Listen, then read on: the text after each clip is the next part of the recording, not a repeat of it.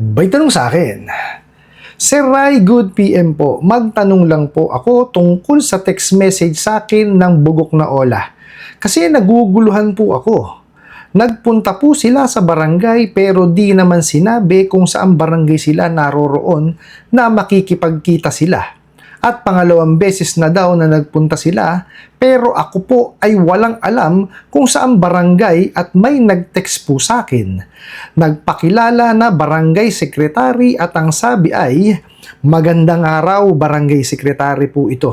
Kung maaari lang na pumunta ka dito sa barangay ngayon, andito ulit ang legal team ng Bugok na Ola.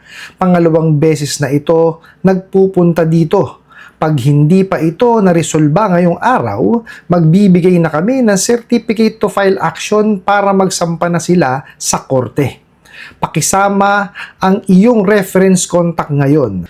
Sana mapansin po ninyo ang tanong ko. Alright, napakagandang mensahe po nito pero bago ho natin sasagutin, imbitahan ko ho muna sana kayo na pakisuportahan po sana ang aking mga social media accounts sa YouTube, Facebook and TikTok. Sa video po natin, no, alamin po natin, 2 beses na raw po pumunta ng barangay, no, yung Ola, at mayroon pong nagpakilala na barangay secretary daw po na pagka hindi raw po naresolba, bibigyan na raw po ng certificate to file action yung Ola. Pero bago ho yan, disclaimer po muna, hindi po ako abogado, ako po'y maniningil.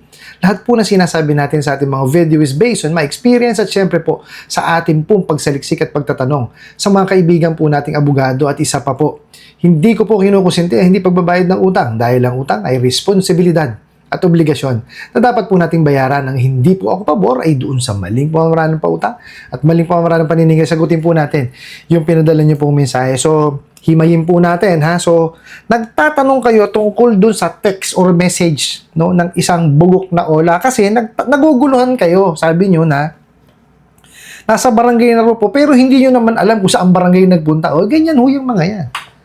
Kasi nga ho, walang alam sa paniningil. Basta sasabihin lang ko yan, nasa barangay. O, puntahan mo sa barangay, wala naman sila doon. Diba? Mamaya ako sasabihin ko sa inyo yung ano nito, yung kung ano yung tama ninyong gawin. At saka, bakit hindi dapat paniwalaan. Diba? Sinasabi nila, pangalawang beses na raw po nagpunta sa barangay. Tapos, may nagmensahe kanyo sa inyo na nagpakilalang barangay secretary. At ang sabi po is, pumunta raw kayo sa barangay. No? Kadando na raw po yung legal team nila. Tapos, pag pangalawang beses na raw po nagpunta at pag hindi raw po naresolba, magbibigay na raw po ng certificate to file action. Okay, so dito pa lamang po sa mensahe na to, halatang halata na po na nananakot sila at nagpapanggap. Bakit ko nasabi? Kasi po, meron po tayong ruling yan, no, sa Katarungang Pambarangay Rule. Okay? Ito po ha, Section 1, Rule 6 of the Katarungang Pambarangay Rule states that parties, only individuals shall be parties to these proceedings either as complainants or respondents.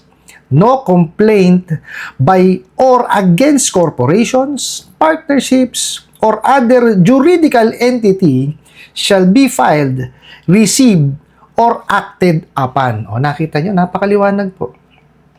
Diba? Kumpanya sila juridical entity sila. O kung yan pa illegal, o illegal sila, lalo silang hindi po pwede sa barangay. Di po ba? Meron ho tayong batas dyan. O ano pinipilit nila na nasa barangay sila? Baka sa planeta nila, meron silang barangay. Ewan ko dyan sa mga bugok na yan. Di ho ba? Paulit-ulit na lang ho yan ang panakot nila sa inyo. Which is nagiging effective ho. Alam nyo kung bakit? Kasi ho tayo mga Pilipino, likas po sa atin, no, na nahihiya ho tayo. Diba? Kasi syempre, nakahiram tayo, ayaw natin malaman ng ating mga kapitbahay or mga kabarangay na tayo po'y nakahiram. Natural yun. Diba? Kaya lang, mali yung ginagawa nila, hindi tama yan. Pananakot yan Diba? Biruin nyo, nagpapanggap pa. Meron po tayong memorandum. Yung pong prohibition on unfair debt collection practices ng SEC. Napakaliwanag po na bawal pong magpanggap. Nagpapanggap yan Sila ho mismo yung nagsasabi na yan na siya po yung barangay secretary.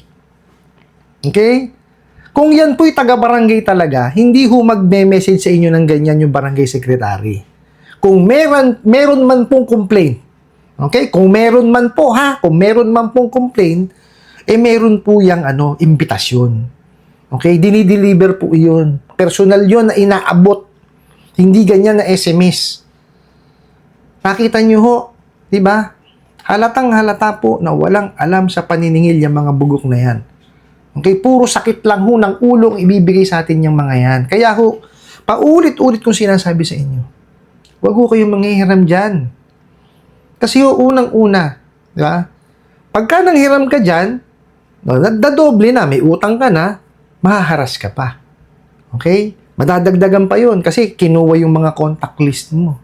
Di ba? Ang dami yung magiging problema dyan. Magkaka-anxiety ka. Di ba? Magkakaroon ka ng depression. Di ba? Marami hong magiging epekto pagka kayo po ay napunta sa ula. Okay? Hindi ho kasagutan yung mga bugok na yan. Yes, madaling manghiram sa kanila. Kaya lang, madali din magkaroon ng sakit ng ulo.